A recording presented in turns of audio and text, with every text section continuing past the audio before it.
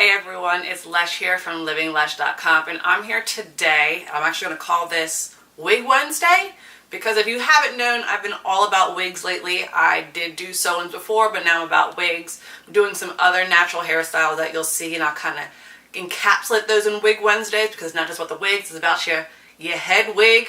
If you want to call it that, that's what my dad always called it. But today I'm actually sharing with you how I'm about to slay this new blonde wig. Now, this wig I bought from Amazon. It was under 50 bucks, so it is synthetic. It's not meant to be worn for years and years, and it's a little too long for my liking, but I'm going to show you how I'm going to customize it for me. The basic things you're going to need hair ties, you're going to need a comb, you're going to need some scissors, and you're going to need your Got2b products. So what I use is Got2b glue, the freezing spray, and I also use the Got2b ultra glue, the black one. Both of these you can find probably in your local Walmart, Target, or even your local drugstore. You'll also need a cap, obviously your wig, and your cap. Sometimes the wigs come with their own caps, but if you want to get one more for your skin complexion to match, make sure you do so. All right, let's get started. The first thing I do is I grab my cap and I place it to make sure that my ears are out. It's covering most of my hair. And I also make sure to put it a little over on my forehead. Then I take the Got2b freezing spray and I spray it all over. I'm making sure to cover it as much as possible.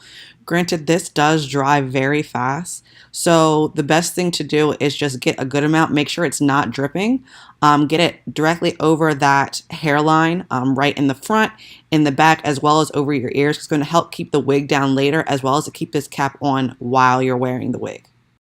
And then it does air dry if you want to just kind of walk around and wait for this to dry. But if you are trying to do this very quickly, usually what I do is I take a hair dryer and I focus on, putting it on high with a good amount of heat so it doesn't burn me.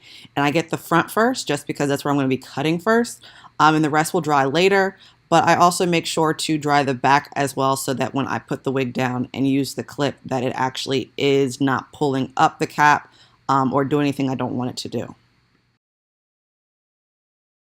And then once it's dry, I take a pair of scissors and I cut off the excess right in the front, especially around my ears when I get there as well. But you want to make sure that it is loosened up. And as you can see as I am cutting it, that the majority of it where I sprayed the Got2b freezing spray is keeping it down. And it's only pulling up if I pull at it. And so this just tells me that it's still kind of drying, but it will stay down later. So I cut around the ears, leaving some of that sideburn out just so I can see that when I put the wig on. But I make sure to get it closer to around my natural hairline and about where I want the wig to rest when I put it on. So you don't have to really worry about it falling off at a certain point, as well as those stray pieces. You can kind of just cut them off. That's usually what I do.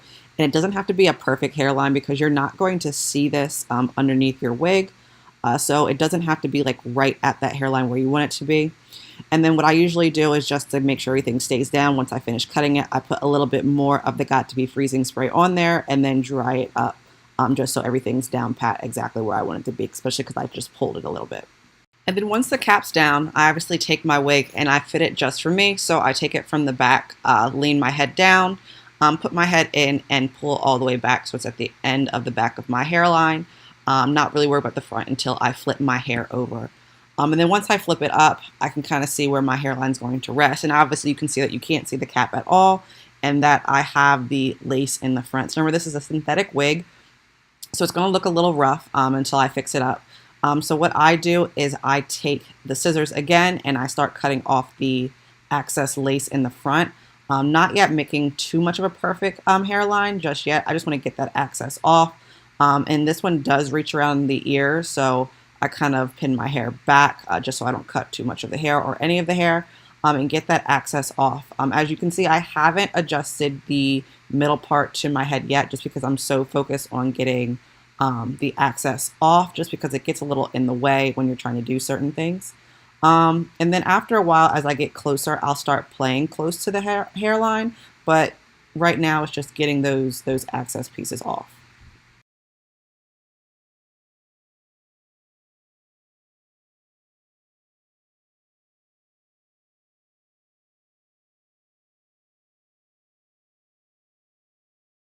So once those access pieces are off, I start to look to where the bigger remaining of the lace is, and I start cutting it closer to my hairline. I make sure to leave a little bit because the one thing that happens with a lot of these wigs is the lace either starts to pull or deteriorate, or it just blends out with the glue. So even if you can see a little bit of it, don't worry about it. You can cover it up with makeup or the glue later.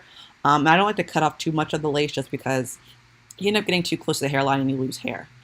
So for me right now is this wig, like most synthetic wigs, are a little too long.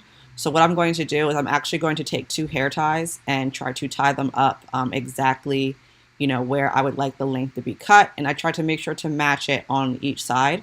What you kind of miss in this is that I did pull it in the back and kind of made an estimate of where both sides were and took two big hair ties and cut it so it creased it a little bit just so I can see where it was.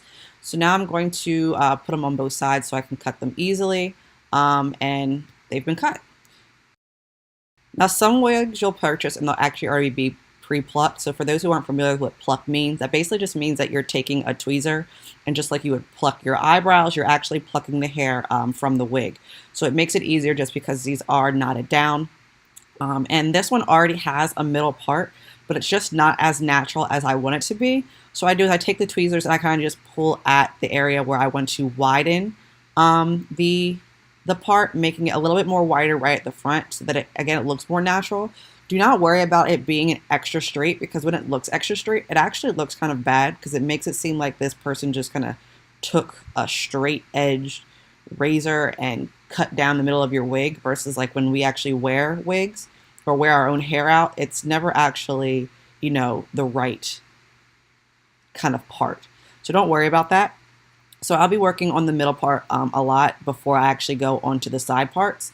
But now that I'm going to move over to the side part, so what I do is I take a comb and I kind of just comb it out to where I would naturally put my side part and move the hair over out the way. As you can see, this one doesn't have a side part at all, so I'm creating one myself. And I'm going to do this with the same plucking situation. So I'm just going to look, and I'm going to start mostly where the hairline is and make sure that I'm making it wide apart. And then I'm going to move it backwards. So I'm going to do this very quickly. It's pretty easy, and just kind of be careful that you're not plucking too much in the same place because then you'll actually leave a wide area. So now that I'm finished plucking both sides, so you kind of missed it earlier, I kind of cut it out, but I plucked both sides, and now I'm going to take the Got To Be glued. I get the one in the black bottle just because it comes out clear versus the other one comes out white. Now the clear one does still dry white, but it blends in a little bit more. So this is the one I kind of prefer. Again, you can buy this at a Target, Walmart, any store, Walgreens, CVS, or anything. As you saw, I took a little bit in my hand and now I'm going to get it off my finger and spread it down on both sides of my forehead, right where that cap has ended. And just kind of not really worrying about making it too even right now because I'm going to even it out later, but getting enough so that it actually is going to stick when I actually pull the wig up when I need to glue that lace down. So once I've got enough on both sides, I'm just going to take a regular toothbrush, and again, you can grab these at like a CVS or Walgreens, and I'm going to even out the Got To Be glued. This is going to help when it comes to drying as well as so that there's no clumping or anything. If you leave too big of clumps, it doesn't dry evenly, and then it'll end up just pulling up later. So I make sure to get a little bit over the cap as well, just so that it glues down in those areas. And I use the blow dryer just to dry it up a little bit, to the point where it feels tacky. So when you touch it to your forehead, you'll feel it like be a little sticky. And then at that point, I pull up, make sure that I'm evening out the wig, make sure it's right where I want it to be around my ears. Just obviously, if you leave it over your ears when it dries, it's going to start hurting. So then once I get it exactly where I want it to be, I finish drying it up right then, trying to pull some of my hair back. But don't worry about those stray hairs because it will actually help out making it look natural. So I'm going to fluff up my hair a little bit. I take the Living Proof Dry Volume Blast, and what I'm going to do is just add a little volume with some hairspray. So this goes pretty quickly. You don't need too much. I like to use a good amount, especially near my roots, just to give a little bump so I'm not having to straighten it or bump it with a flat iron, because obviously with synthetic wigs, they don't obviously go well with heat. because they end up just burning off, and you'll get a lot of those dead pieces of synthetic hair on your flat iron. So I use that around the edges as well as in the front, and then I make sure to get closer to the root, and then I back out. So with this spray, you actually need to shake it every once in a while as you're spraying, and then just spray it in various areas, and then comb it out as need be.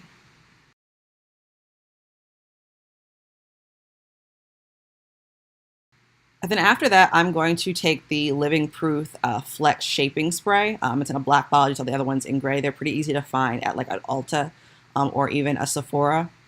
And this is where I'm going to focus on the ends a little bit more. So it's going to help to give it shape versus just, obviously when I cut it, it kind of just lay out flat. So it's going to help me shape it. It's going to make it stay in place so I get that volume versus it just kind of flowing out later. And I make sure just to, again, get the ends, comb it out, make sure, again, where I want it to be. Don't worry about looking a little stringy at first near the roots. It's just because it's drying out. But once it dries, it's going to give that full volume, and then you'll be able to move forward. So now we're done. You can go in, add your makeup, put it around the hairline just to cover it up. And basically, I just use a little bit of concealer. I'm going to put it around there. When it dries, it's going to be ready to go. So thank you all for coming by my channel. Again, this is Lesh from livinglesh.com, and I hope you love this tutorial.